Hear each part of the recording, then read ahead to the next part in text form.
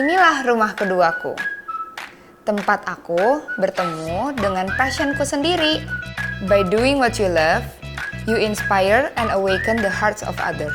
Dari sanalah usaha ini berawal. Satu persatu pesanan berdatangan. Aku sadar, aku butuh ruang lebih untuk berkreasi. Hal ini nggak bisa lagi dilakuin di rumah. Ini bukan hanya tentang bunga, tapi tentang melakukan sesuatu yang dicintai dan berguna bagi orang lain.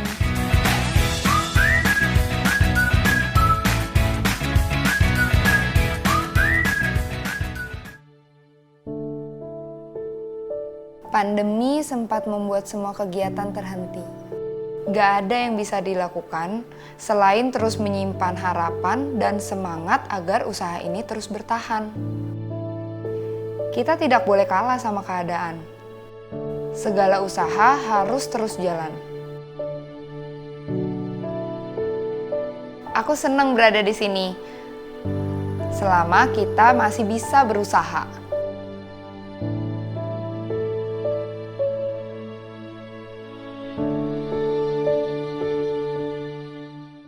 Jadi kalau kita sendiri Rosy Posi udah dari 2015. Pertama kali itu kita di area Kemanggisan. Jadi kenapa sih kita pilih ruko di Sumarekon Serpong? Pertama kan kita memang sudah sekitar 3 tahun nih ngirim-ngirim semua dari Jakarta. Terus setelah kita lihat database kita, memang ternyata Tangerang nih lumayan ya orderannya. Terus kendala yang sering terjadi adalah gagal order karena ongkir yang mahal. Akhirnya kita memutuskan gimana kalau kita cari ruko aja. Kita coba lihat-lihat ruko Sumarekon kan banyak, terus kayak bener-bener macem-macem banget, terus Tangerang gede. Jadi akhirnya kita bener-bener research satu-satu, kita liatin. Yang kita concern adalah pertama desain eksteriornya penting.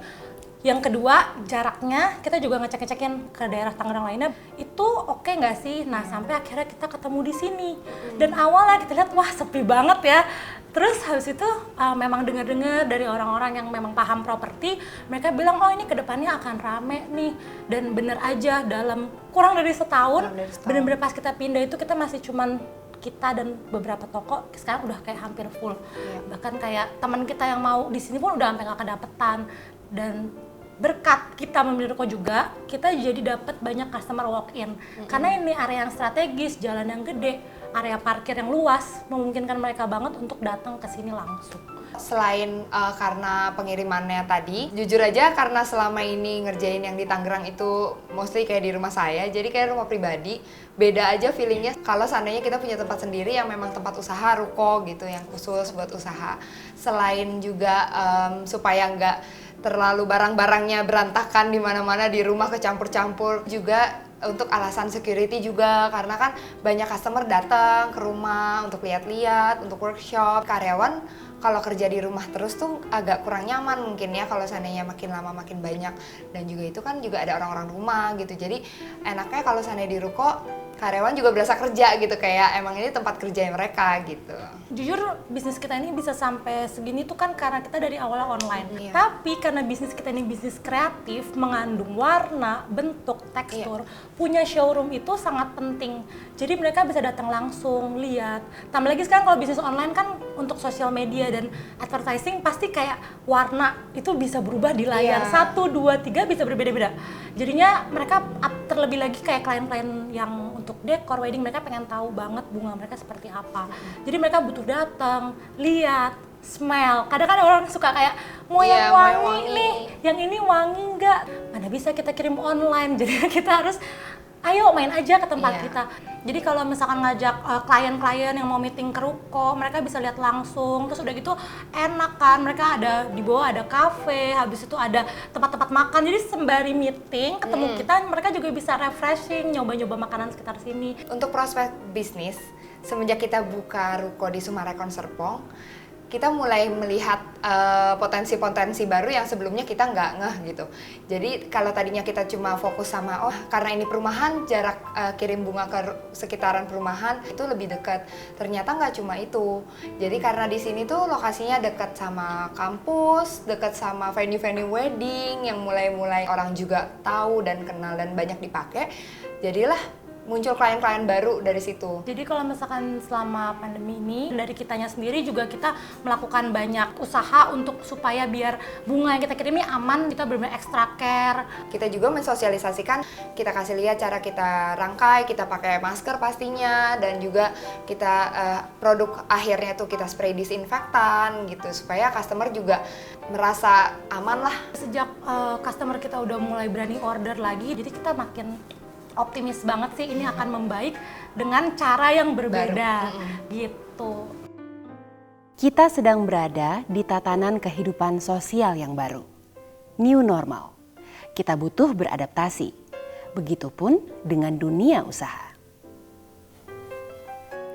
Sudah saatnya para pelaku usaha menyusun strategi baru di tengah pandemi untuk mengimbangi perubahan perilaku konsumen, bukan karena pilihan, tapi karena kebutuhan. Jenis usaha apapun seharusnya tetap dapat berjalan di masa new normal. Hanya butuh kemampuan untuk bereaksi atau beradaptasi dengan cepat dalam menanggapi kebutuhan yang terus berkembang dan juga lingkungan bisnis yang berubah. Serta tetap mematuhi sejumlah pedoman protokol dari pemerintah tentunya. Tidak mudah memang, tapi pasti akan selalu ada solusi kreatif agar operasional kembali berjalan sesuai agenda.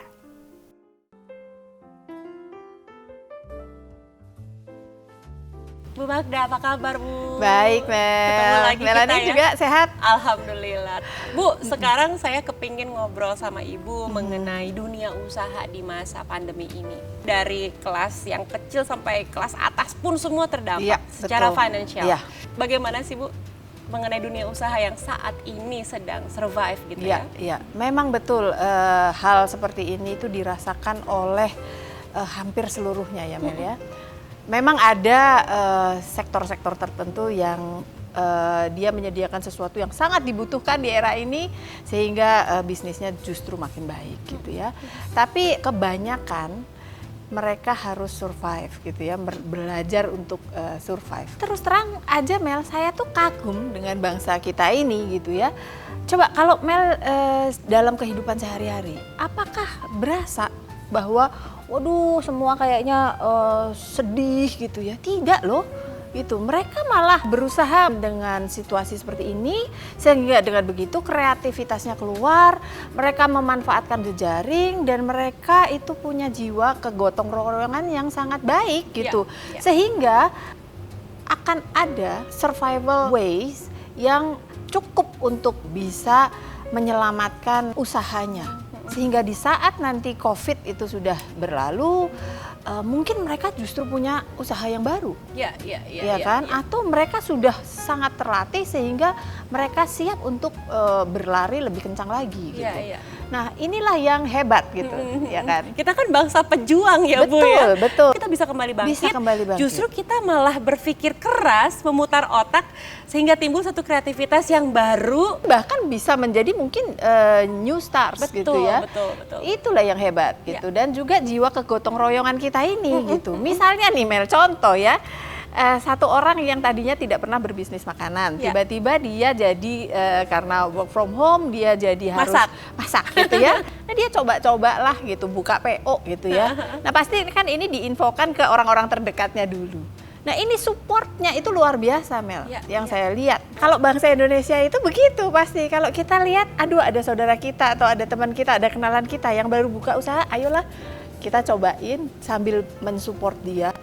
Jiwa kegotong royongan itu dan setia kawan ini saya rasa ini juga satu hal yang akan membantu dunia usaha ini untuk bisa survive. Dan bahkan pemerintah sendiri kan juga mengatakan ayo kita beli produk nasional gitu ya. Ini untuk dalam rangka hal itu semua. Saling menguatkan, saling menjaga. Dan saya yakin sekali bahwa kita akan mampu untuk melewati masa-masa sulit ini. Kalau dari sisi developer bagaimana Bu? Khususnya Summarecon Serpong nih ya dalam hal ini. Kalau dari sisi bisnis kita nih mungkin ya, satu hal kita itu disadarkan justru dengan PSBB ini ya, bahwa rumah itu adalah sesuatu yang dibutuhkan oleh semua orang. Dan rumah seperti apa yang dapat memenuhi kebutuhan itu gitu. Tim ini mempelajari kan sebetulnya. Nah, ternyata kita menemukan bahwa rumah-rumah dari produk-produk dari Sumarekon ini tuh klop banget untuk masa PSBB ini dan mungkin nanti masa new normal gitu ya. Ini bisa dibuktikan dari berjalannya waktu, pembelian ini banyak. Dan transaksinya kebanyakan adalah end user. Secara internal ini membahagiakan tim karena apa yang kita lakukan dengan konsisten ya, mengenai lingkungan, mengenai desain rumah tinggal, mengenai ukurannya, mengenai bahwa rumah tinggal itu harus green gitu, konsep green yang kita terapkan. Nah, di saat ini itu teruji. Karena rupanya memang kebutuhan masyarakat terhadap satu hunian yang nyaman itu baru kelihatan gitu ya di masa PSBB ini, makin kelihatan begitu ya. Okay. Nah, belum lagi urusan proyek, Mel. Sumarekon berjalan terus. Tapi bagaimana dong harus supaya kekhawatiran orang ada kerumunan dan lain sebagainya ini tidak terjadi. Protokolnya gitu ya. ketat sekali sangat berarti ya, Bu? ketat. Jadi Sumarekon itu punya satgas. Jadi sudah memikirkan hal-hal yang mungkin akan terjadi gitu ya dan membuat SOP. Nah, di dalam proyek ini kita membuat yang namanya karantina sehat, Mel. Apa itu, Bu? Jadi, orang-orang yang masuk di dalamnya itu harus di rapid test dulu, screening awal, dan setelah itu mereka masuk bersama-sama di dalam satu klaster dan klaster itu ditutup. Artinya kebutuhan mereka disediakan. Makanan harus kita kontrol supaya mereka tidak keluar dan cari-cari di warung. Tapi warungnya yang kita bawa dan warungnya harus ikut protokol. Seperti itu. Ya, kemudian orang yang berjualan kebutuhan sehari-hari itu juga kita kontrol. Sehingga mereka tidak keluar, Mel. Kalau masuk ke situ pertama kali dikasih gelang kuning. Artinya kuning ini non reaktif terhadap rapid test, dia diberi gelang kuning. Oke. Ya, masuk ke dalam situ. Nah, kalau nanti sudah 14 hari lebih, gelang kuningnya ini diganti menjadi gelang hijau. Yang artinya? Artinya berarti dia aman. Ya, sehingga kalau ada tukang lagi yang masuk, ini akan dilakukan hal yang sama kan? Tapi waktunya akan berbeda. Betul. Jadi yang hijau dengan kuning ini sebetulnya dilarang dekat-dekat dulu. Nanti kalau ada orang dari luar, misalnya penjual atau supplier yang hanya ngedrop barang, diberi gelang merah. Ini untuk mereka yang tidak tinggal di dalam lingkungan karantina sehat ini. Artinya orang tidak boleh dekat-dekat di situ karena kita tidak tahu. Iya, karena dia tidak melakukan rapid test. Iya.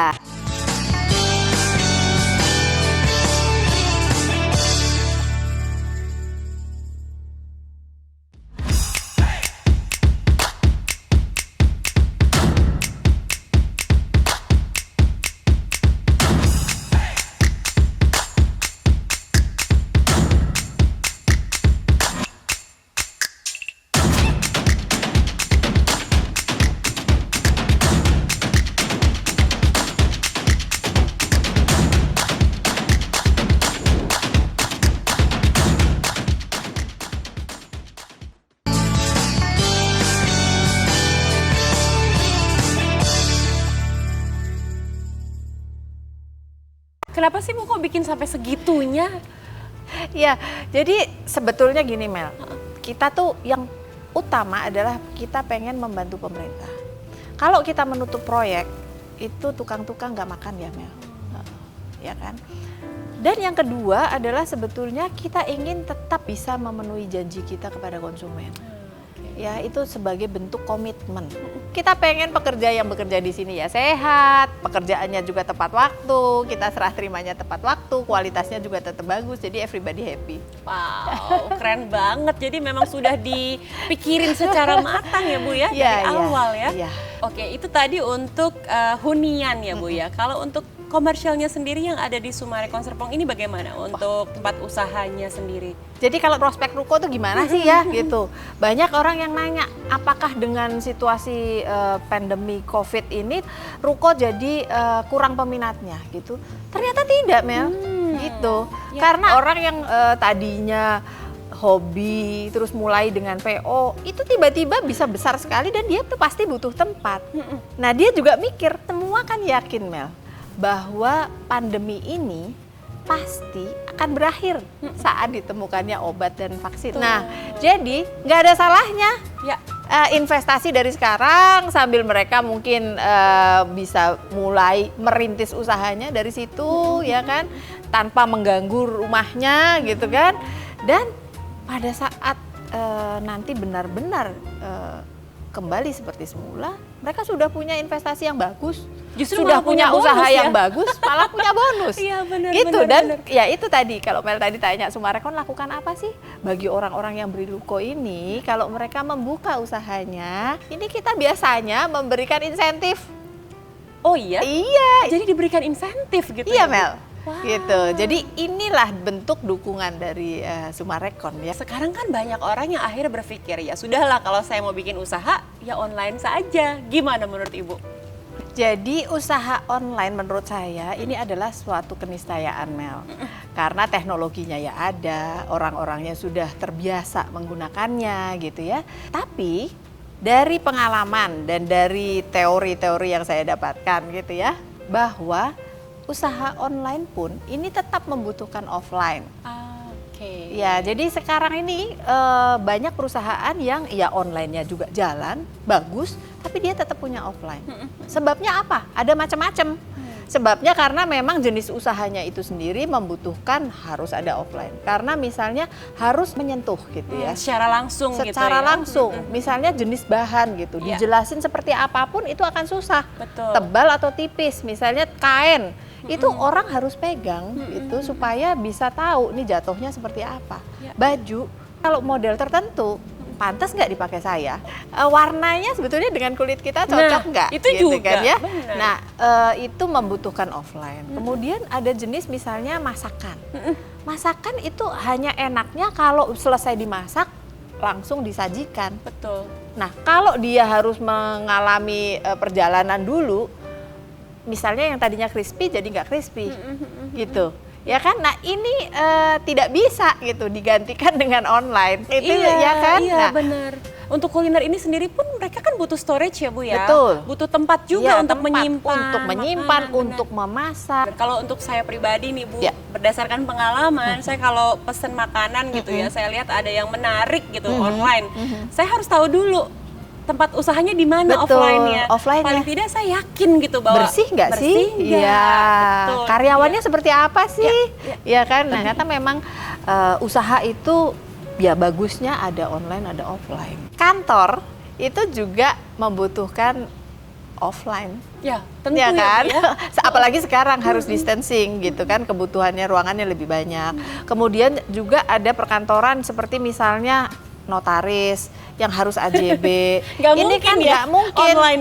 Atau di sirkuler gitu juga nggak mungkin, nggak boleh. Karena aturannya tuh harus bertemu, harus dibacakan aturannya. Mau nggak mau kan harus ada orangnya dan harus punya tempat. Dan juga jangan salah, kayaknya kalau orang punya usaha itu harus daftar kan, Oh. dan harus ada alamatnya, Izin usaha izin ya. usahanya. Kalau itu ada di ruko, ini menjadi lebih mudah gitu. Betul. Karena Kalau- memang itu tempat usaha. Benar. Jadi artinya justru di masa pandemi ini kita bisa berpikir gitu ya bahwa kita punya nih peluang usaha yang lebih Betul. besar malah ya Bu ya. New normal is a new hope.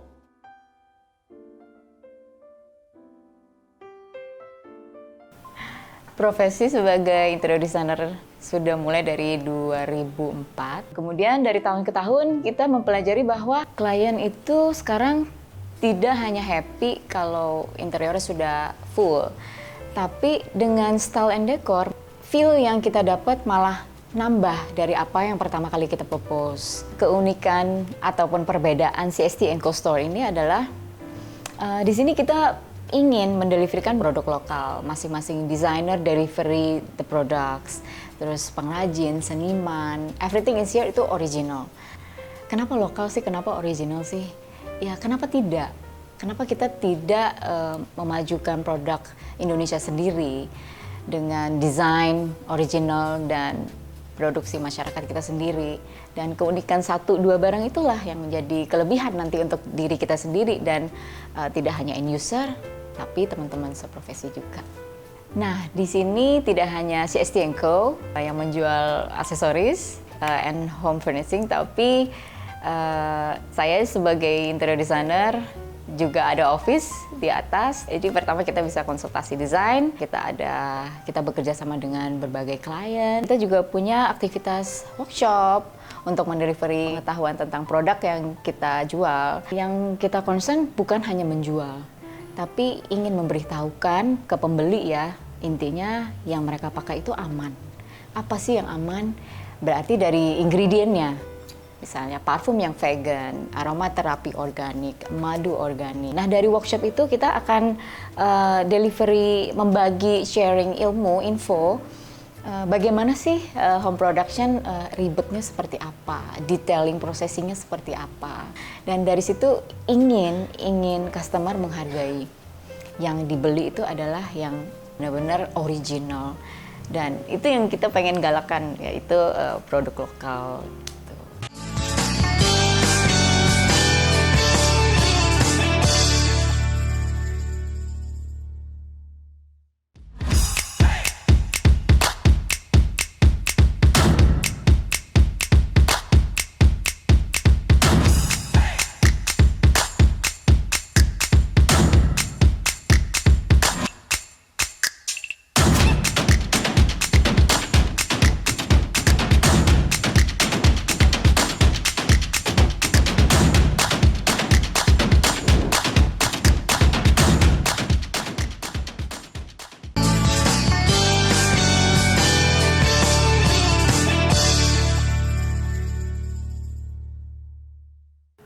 Halo Pak Steven, apa kabar nih? Halo, kabar baik, gimana Pak? Sehat, puji Tuhan. Udah buka berapa lama nih untuk Guns Barbershop? Terus ada berapa cabang ya Pak ya? Kalau untuk Guns sendiri yang di Goldfinch ini kita udah buka dari Januari 2019. Dan kita sejauh ini udah 4 cabang.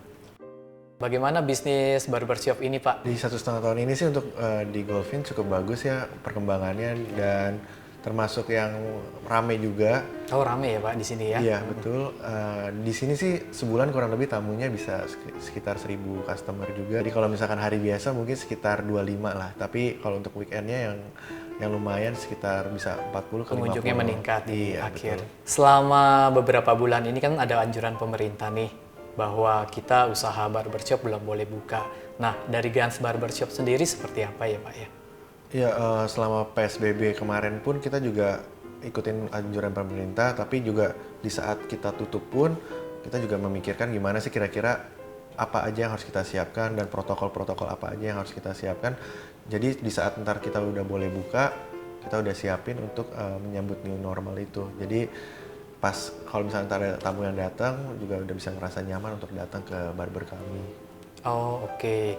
Sebenarnya protokol kesehatan seperti apa sih yang Bapak terapkan di Guns Barbershop ini? Kalau untuk di Guns sih, pertama sekarang tamu kalau misalkan datang harus menggunakan masker.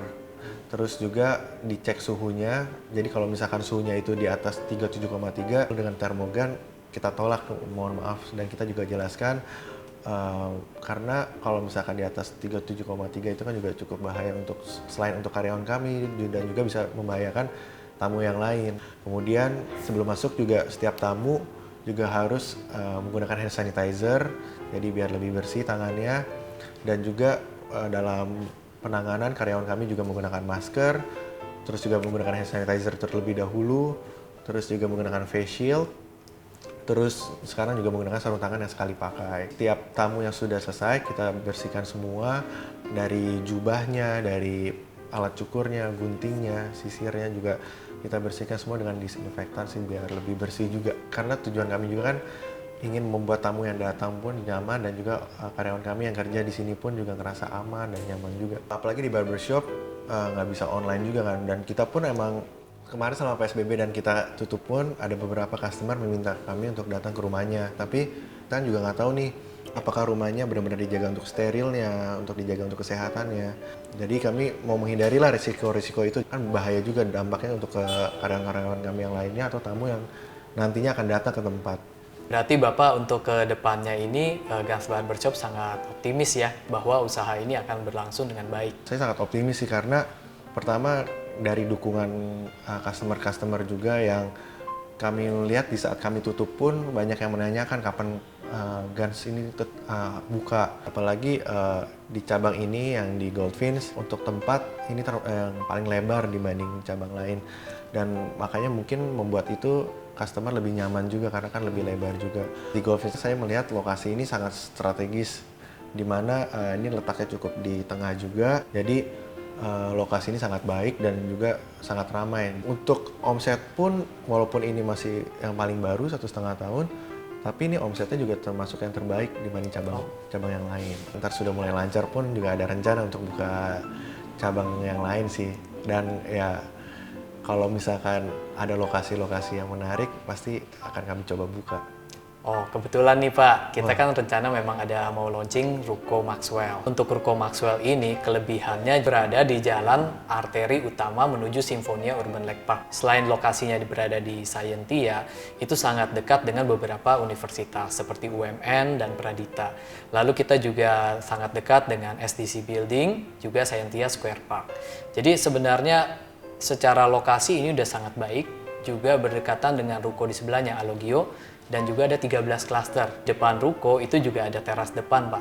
Wah. Dan itu bisa dimanfaatkan untuk usaha-usaha F&B yang memerlukan exposure, itu bisa makan atau bisa hangout di depan, Pak. Wah, itu lokasi sebenarnya sangat bagus ya, karena yang aku tahu juga di daerah Sentia itu kan apalagi dekat UMN, dan juga lokasi-lokasinya di sana juga penghuniannya juga udah lebih ramai. Untuk launchingnya kapan sih Pak? Dan juga mau ikut launchingnya, apakah ada cara-cara yang harus kita ikuti gitu Pak? Kalau untuk launching dari Ruko Maxwell ini akan diadakan tanggal 25 Juli 2020 via Zoom. Ya, karena kita melihat kondisi sekarang dan juga kita memang harus mengikuti ketentuan pemerintah untuk tidak berkumpul. Ya, Pak Steven kalau mau ikut launching Ruko Maxwell kali ini dapat menghubungi tim marketing kami di 021 5421 0008. Atau Pak Steven mau lihat brosur kami dulu via IG, kami juga ada di @sumarekon_serpong, atau di website kami juga Pak Steven dapat browsing di www.sumarekonserpong.com. Untuk pendaftaran Ruko Maxwell ini sudah dapat dimulai hari ini sampai dengan hari Rabu tanggal 22 Juli 2020. New normal di dunia bisnis bukanlah selalu tentang teknologi siapa yang paling canggih. Akan tetapi, tentang siapa yang berani melakukan hal yang benar pada waktu yang tepat, dengan orang yang tepat, untuk mencapai hasil yang tepat pula. Inilah saatnya dunia bisnis berubah dengan strategi dan cara bisnis yang baru.